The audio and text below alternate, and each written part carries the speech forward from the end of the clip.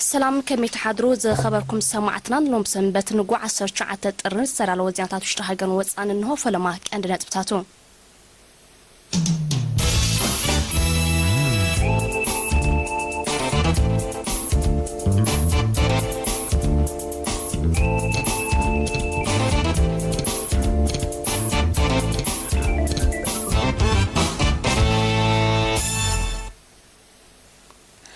سلام كمي حريركم ز خبركم سمعتنا لهم سنبت نقوع السرعة الترن سرال وزيانات وشتهاجن وصان إنه فلما عندنا تبتاتو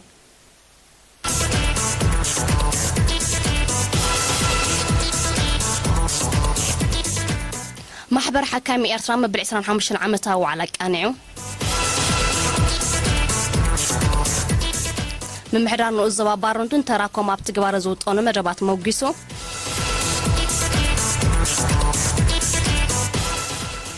اب زوبا قرنا افريقيا تخسيت زولو ورا انبط مدربدا اب لعل مهرت حرشا بقل زي قمت غدات كم زورده تغليصو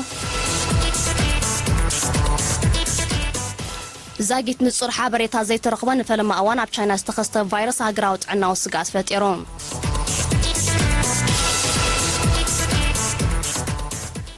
هرسا زينات كاتلو صنيحكم زرزرات يصعب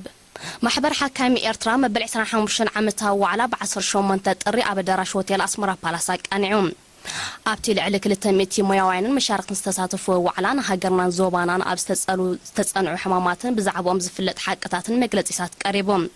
بريزيدنت محبر حكامي إرترا بروفيسور نغاس لاكا ابزهبو مخفت قال محبر ابزينا 25 عامታት عربيون زسلاسلو نطفتات حافشوا مغلص دحر مهاب عام ابلات نمعباي اب غسغاس مويا حكمنان تكنولوجي حكمنان زتكور سلطنات موداب كاب قند نطفتاتو مخان بمتقاس معباله اب تمرتن سلطنان سلازمركوس إرتراوያን حكايم درجات تمرتومن موياو افلطومن كعبيو كصعرو اتحساسيبهم صحافي محبر حكامي إرترا دكتور محمود محمد نيرينا ابزهبو حبريتا قند علامه محبر تمهرتاو حبريتا نمتحللاف مويا حكمنا مسغزينا تلوطن انا معبلن سلازخيد دما تمكرونا يمكففال مدرخ نمفتار مخانو ابرهم አፍትኒ ሓደ መዓልቲ ወዓላ አብረክሲ ማሃንቱስ ናሞት ዘብጽሕ ናይ ልብጽ ጸገማት በቴክኖሎጂ ዝተሰነየ ምርመራ ሕማም ዓሶ መጻረይ ማይን አጠቃቀሙን ዝተፈላለዩ ዓይነታት ባክቴሪያ በሓደ ግዜ ዝፈል መሳርሒ ምዕበላታት ሕክምናዊ ምድንዛዝ ጸገማት ፊስቱላ ከምኡን ኣብ ሕማም ከርፈስ ኣብ ኤርትራ ዝተገብረ መጽናዕታዊ መግለጺታት ተዋሂቦም ኣብ 1994 ዝተመስረተ ማሕበር ሓካሚ ኤርትራ ልዕሊ 180 ኣባላት ኣለዎም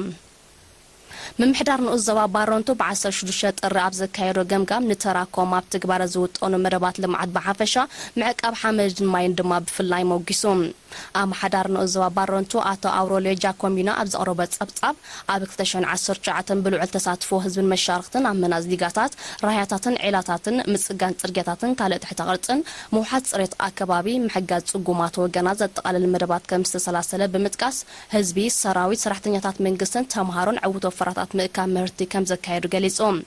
نمربات 2020 بزملكه دما مسل حدث ديغاتات مكياد مرጫታት ام حدرت ከባቢ ከምኡን ንጥፈታት ምዕቃብ محمد رماين ካብቶም ቀንድ ምዃኖም አረዲዮም ኣብታ አጋጣሚ መምሕዳር ከባቢ ሰላም ብምግራብ መምሕዳር ከባቢ ፍትሒ ብምስራሕ መጎጎ አድሓነት መምሕዳር ከባቢ ፎድየ ድማ ብምምስራት ሕዛቲ በደረጃ ዞባ ኣብነታውያን ተባሂለን ወረቀት ምስክር ተኣቢለን ዝخبركم سمعتنا ዜናታት ውሽጢ ሃገር ኣብዚ ፍጻም ንዜናታት ወጻኢ ድሕሪ ዝሓጻር መሰጋገሪት ክምለሰኩም ሰናጽንሑም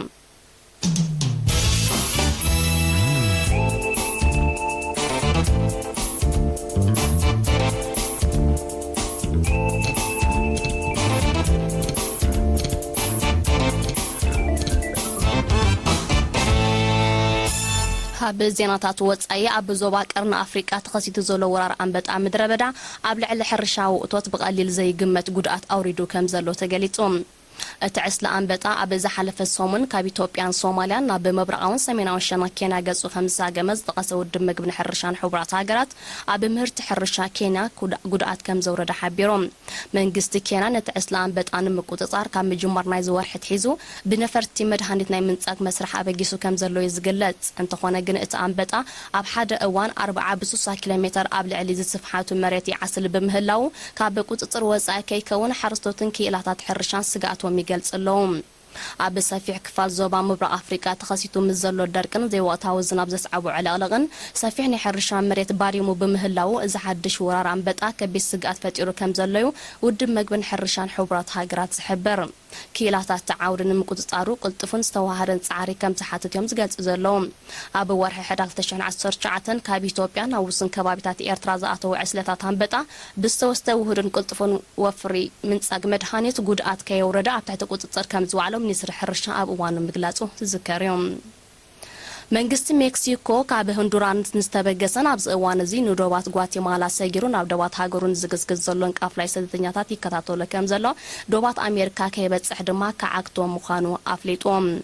ሚኒስትሪ ውሽጣዊ ጉዳያት ሜክሲኮ ብ17 ጥሪ ኣብ ዘውጽኦ መግለጺ ነቶም ብዘይ ሕጋዊ መንገዲ ናብ ዶባት ሃገሩ ዝውሕዝ ዘለው ስደተኛታት መሰጋገሪ ቪዛ ይኹን መሕለፈ ፍቃድ ከም ዘይወሃብ ብሕጋዊ መንገዲ ኣብ ሜክሲኮ ክጸንሑ ምዝደልዩ ግና ከፍቅደሎም ከም ዝኾነ ይሓቢሩ ዘሎም እዚ ናብ አሜሪካ ንመታዋን ቂሎ ዝተበገሰ ሓድሽ ዋሕዚ ስደተኛታት ማእከላይ አሜሪካ ምስቲ ኣብ ዝሓለፈ ዓመት ዝተረኣየ ዋሕዚ ተመሳሳሊ ምዃኖም ምስቲ ዞባ ቅርበት ዘለዎም ተንተንቲ ዝገልጹ ሃገራት ማእከላይ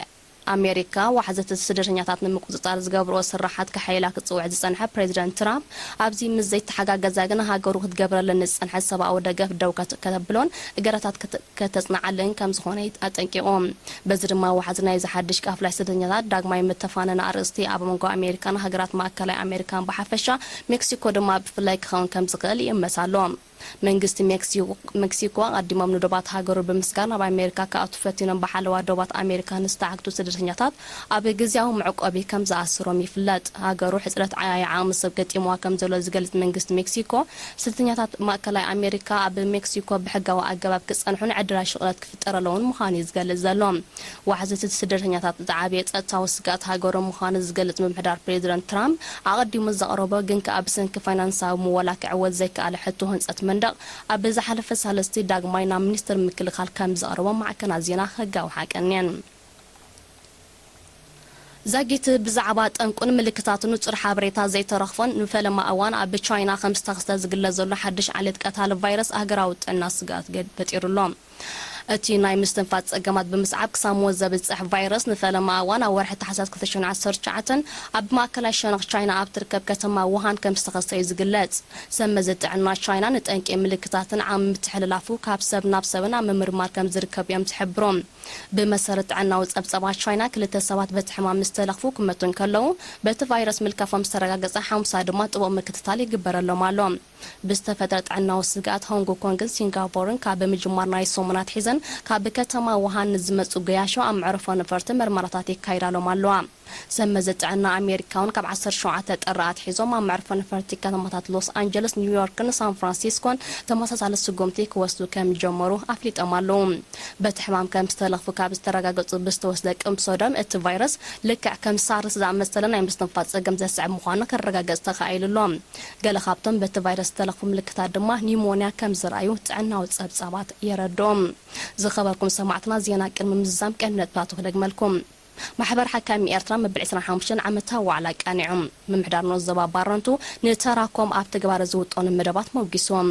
ኣብ ዞባ ቀርኒ ኣፍሪቃ ተኸሲቱ ዘሎ ወራር አንበጣ ምድረ በዳ ኣብ ልዕሊ ምህርቲ ሕርሻ ብቐሊል ዘይግመት ጉድኣት ከም ዘውረደ ተገሊጾም መንግስቲ ሜክሲኮ ካብ ሆንዱራስ ተበጊሱ ናብ አሜሪካ ንዘንቀደ ቃፍላይ ስደተኛታት ከዓግቶ ምዃኑ ኣፍሊጦም ዛጊት ንጹር ሓበሬታ ዘይተረኽበን ፈለማ እዋን ኣብ ቻይና ዝተኸስተ ቫይረስ ሃገራዊ ጥዕና ስግኣት ፈጢሩ ዜና ኣብዚ ይፍጸም